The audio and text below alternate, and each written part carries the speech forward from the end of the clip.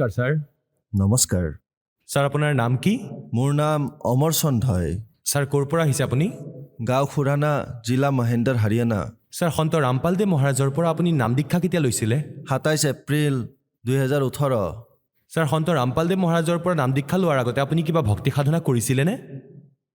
ভক্তিটো কৰিছিলোঁ, যেনে দেৱীৰ, শংকৰৰ আৰু হনুমানৰ, আৰু বহুত কৰিছিলোঁ, যেনে গাঁৱত ঘৰত যিবোৰ ভক্তি কৰা হৈছিল সেয়াও কৰিছিলোঁ। তেনেহ'লে আপুনি সন্ত ৰামপালদেৱ মহাৰাজৰ শৰণলৈ কিয় আহিলে?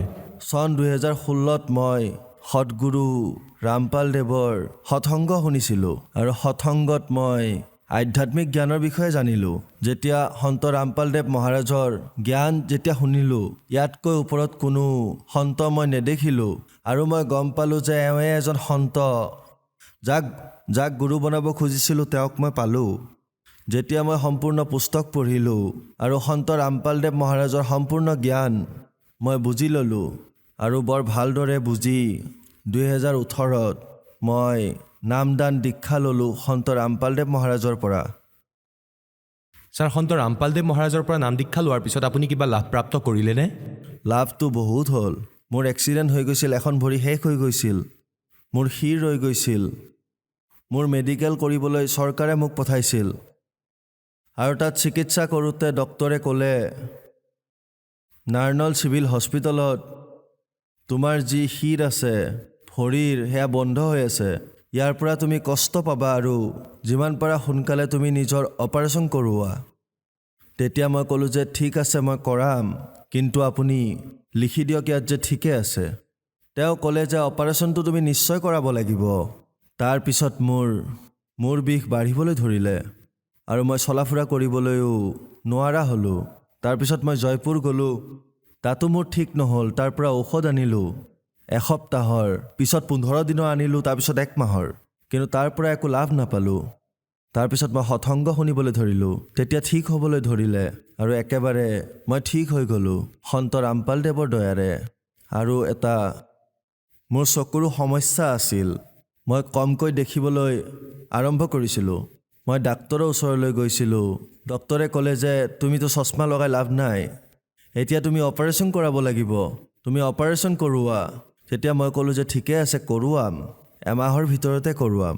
মই যেতিয়া এই নাম ল'লোঁ 2018ত, যেতিয়াৰ পৰা মই ভক্তি কৰিব ধৰিলোঁ, মন্ত্ৰ জপ কৰিব ধৰিলোঁ, তেতিয়া মোৰ এই চকুৰ দৃষ্টিশক্তিও ঘূৰাই পালোঁ। আৰু পিছত যেতিয়া মই ডাক্তৰক দেখুৱালোঁ, তেতিয়া ক'লে যে এতিয়া তোমাৰ চকু ঠিকেই আছে, অপাৰেশ্যন কৰিব নালাগে, তুমি এতিয়া চশমাৰেই কাম চলোৱা। সন্ত ৰামপালদেৱ মহাৰাজৰ দয়াৰে মোৰ চকুও ঠিক হ'ল আৰু ভৰিৰো সমস্যা ঠিক হ'ল আৰু মোৰ কেঁচুমূৰীয়াও আছিল, কেতিয়াবা সেয়াই অশান্তি দিছিলে, কেতিয়াবা ঠিকেই আছিলে, মানে ক'ব নোৱাৰি।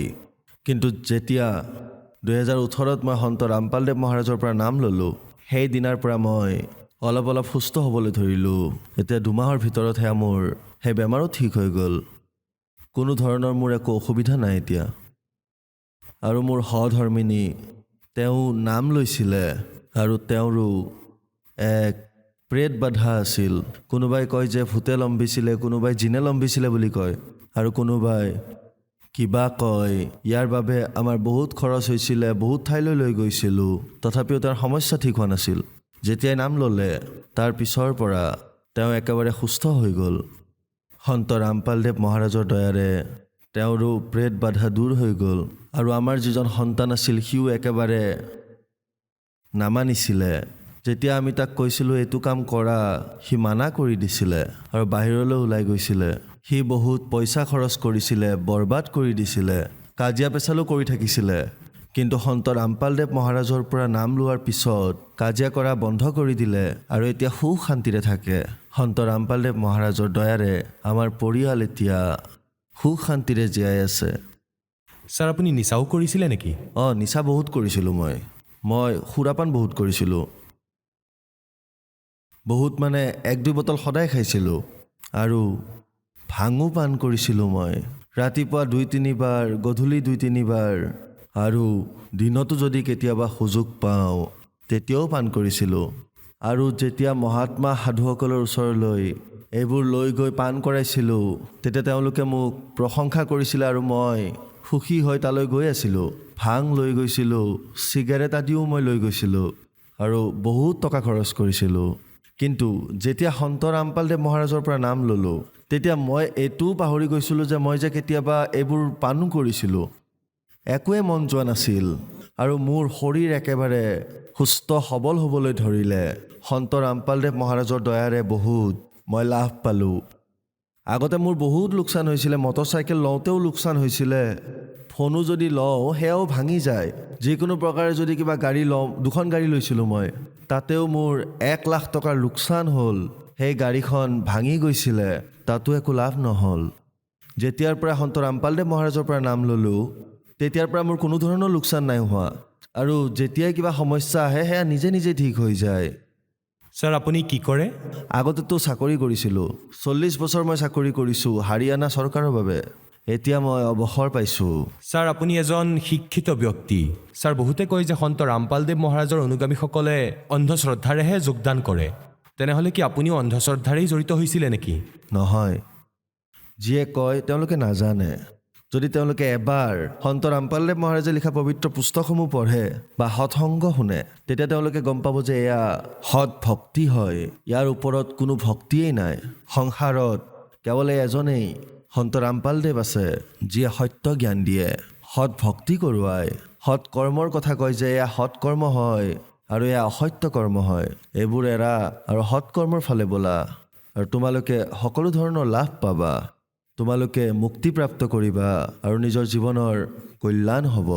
সন্ত ৰামপালদেৱৰ দয়াৰে সকলো যিসকল আহিছে সেই সকলোৱে লাভ পাইছে। ছাৰ সন্ত ৰামপালদেৱ মহাৰাজৰ পৰা নাম দীক্ষা কেনেকৈ ল'ব পাৰি?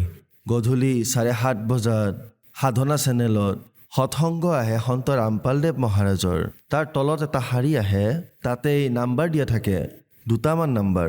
সেই নাম্বাৰবোৰ টুকি ৰাখক আৰু তেওঁলোকক যোগাযোগ কৰক, ফোন লগাওক আৰু তেওঁলোকক জনাওক যে মই এই স্থানৰ পৰা কৈছোঁ। তেতিয়া তেওঁলোকে ক'ব যে সেই স্থানৰ ওচৰত কোনটো নামদান কেন্দ্ৰ আছে, তালৈ যাওক আৰু নাম দীক্ষা লওক আৰু নিজৰ জীৱন সফল কৰক। ধন্যবাদ ছাৰ। সৎ চাহেব।